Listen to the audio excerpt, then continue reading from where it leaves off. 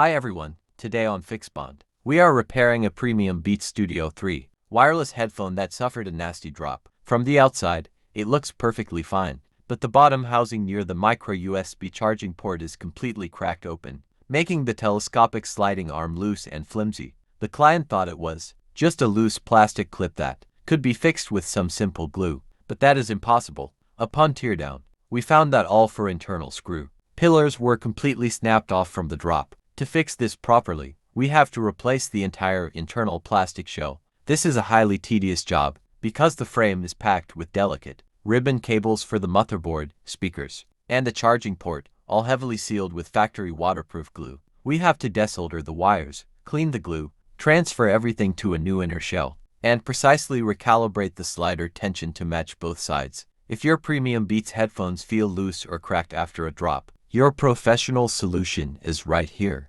But if you want to watch the complete, precision inner shell replacement and micro-soldering process, the detailed repair starts right now with some background music. Stay tuned.